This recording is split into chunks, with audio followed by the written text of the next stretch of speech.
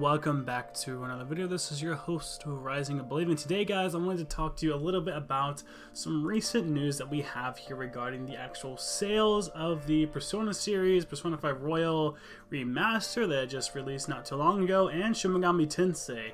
It has been a pretty damn good year for Atlus, other than Soul Hackers 2. But let's get down into the nitty-gritty numbers. So, this is here something I wanted to highlight, that there were 63,000 physical copies of Persona 5 Royal, the sort of remake, sold in Japan alone, which is insane. 63,000 copies of a game that essentially has been released already twice.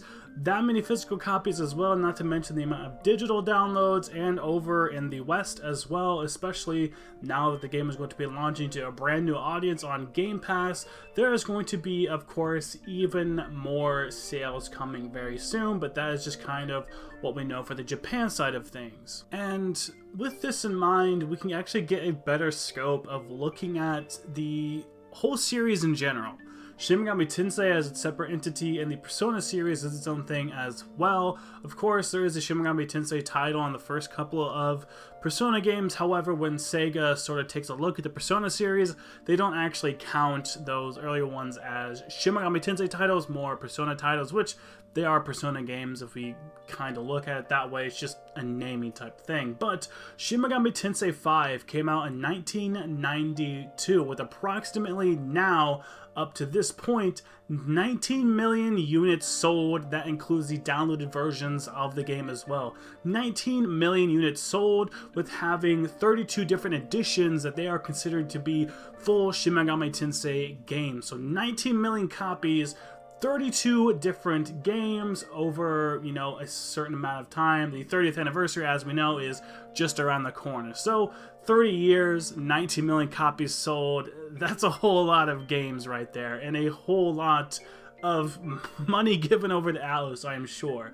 But the Persona series is where things get interesting here. So 1996, just 4 years later, we know now the success of Persona, but when you put this into sort of retrospect and look at this, there's 18 editions technically of the Persona series with 15.5 million units sold. So already, Persona is only 3.5 million units behind its predecessor, Shin Megami Tensei. And Shin Megami Tensei had Shin Megami Tensei V and newer releases ahead of Persona, which is crazy. It's not like they have completely given up on the Shin Megami Tensei series. They are trying. Now, let's not get into a war about this. I know how Mega 10 fans can be, but let's just be great that both of these series, even though one sort of springed off of the other, it's still very good that we have both of these series. Both fantastic games.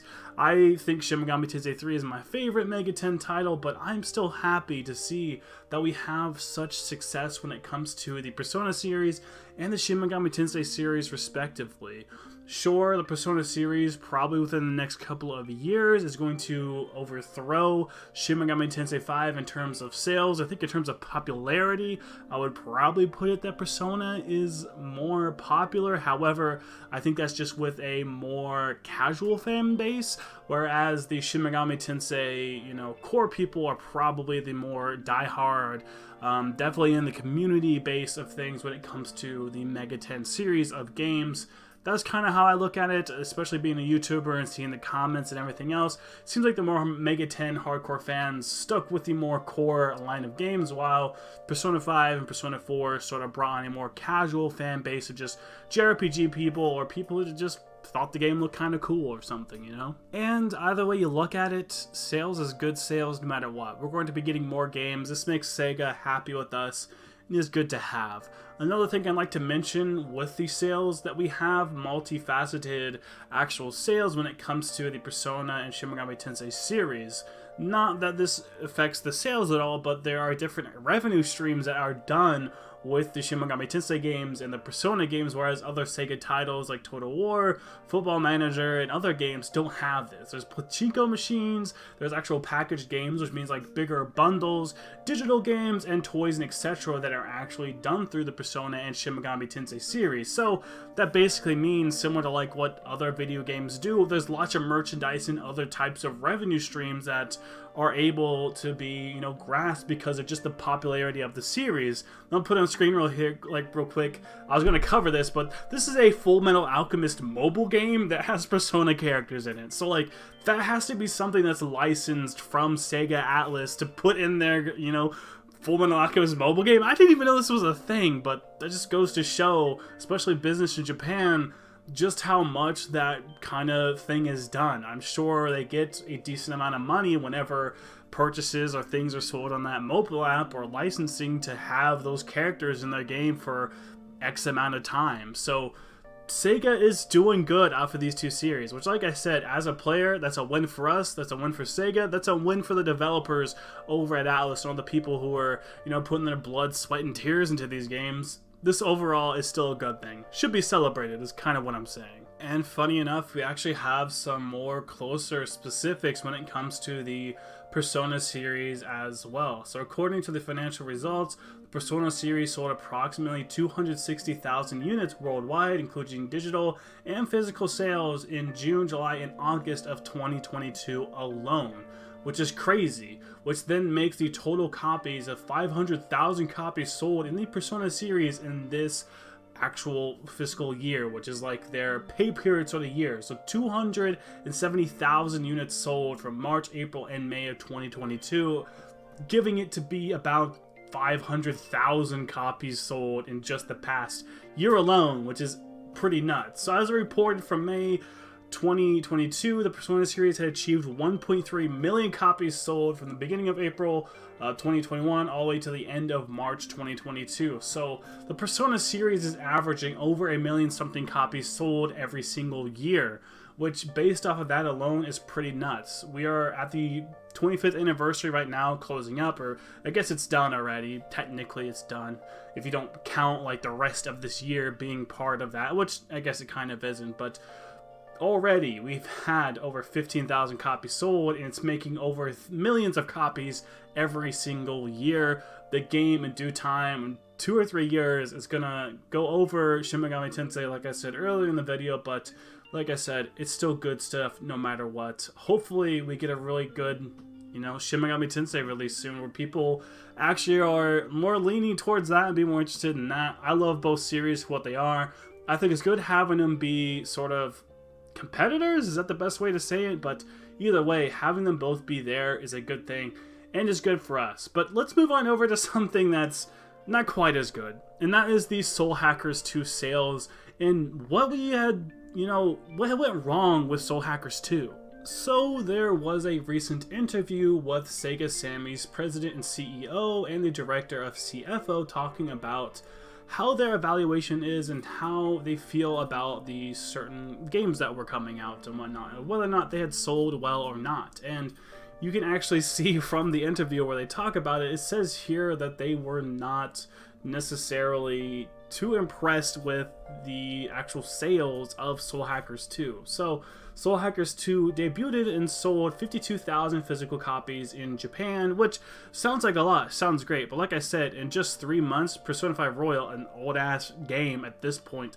sold just as many. And that wasn't like this was its first release or something, this was like basically its third, fourth if you want to count the PS3 kind of. So like, it's not doing as good as they would have liked to. They said they think in the long run, after a couple of years, it will hit its expected just total amount sold, but as of right now, they're not super happy about it. It was at number 11 when it was in the United Kingdom charts, and 15th when it actually came to other worldwide sales, so it wasn't very good. The company's goals were much higher than what they had expected, but we can tell that from how the game released, there wasn't a whole lot that was, you know, too great about the game. Unfortunately, there were also a lot of things that were broken. I got the game a little bit early, got to play it early, got a code from Atlus, and a lot of us complained about a lot of the things that were patched now, like simple camera features, simple things like adding in other demons that have been in for the series forever. I'm not saying that one of these things was what it was that killed the game for me. I still think it's a good experience overall. However, it just doesn't, you know, meet the expectations as a normal Atlus game would. Shin Megami Tensei V, I would say is much better. Persona 5, much better. Even older titles like SMT 3 or Persona 4, I think did things right. Like, flat out having a sprint button was not in the game. You don't have that. You don't have camera options. You don't have typical things like the reverse demon compendium type stuff to do for fusions that they brought into Shin Megami Tensei V. I understand they have separate teams kind of working on things over at Atlus. They have multiple teams, but when we first got our hands on this game, it was very broken and just was not the state it is now. Right now, definitely worth it. If it's on sale, you'll love it, but I can kind of see why a lot of people thought to not pick this game up. I don't know. It could have also been with the marketing and things like that as well. But let's talk a little bit about how this kind of doesn't reach expectations. Because even like a developer that would look at this is good, because they are making money. They're making their money back from this. However, they are not meeting the expectations, because typically whenever it comes to Sega and it comes to the Atlus games, typically it excels the company's expectations. Either a Atlus game for the company, you know, performs pretty good as usual, or it actually goes past the expectations. But Shin Megami Tensei, you know, just as a company in general, they expect a certain level of quality and the games to sell super well. There's only two things really where they actually underperformed, and that is Soul Hackers 2 and the Tokyo Mirage Sessions and Encore.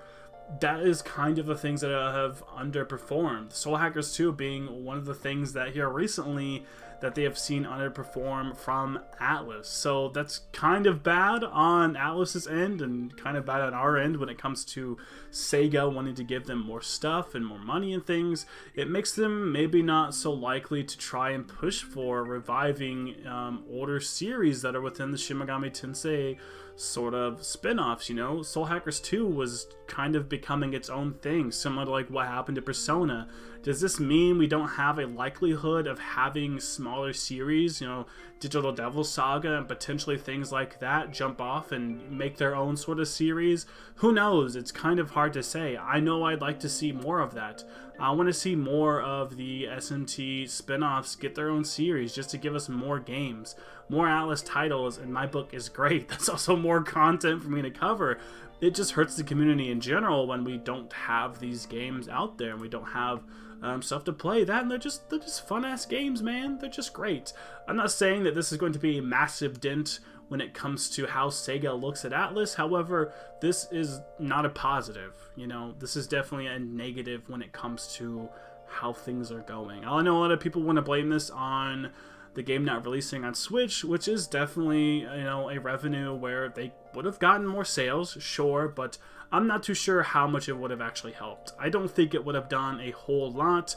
However, we do know that SMT3 and SMT5 were on there, so potentially people who picked up those first SMT games on there and all the Nintendo fans from the past who played the Mega 10 games could have easily carried over and played Soul Hackers 2. So it's just kind of hard to say, especially when it comes to people's interests and whether or not they even want to play these types of games anymore.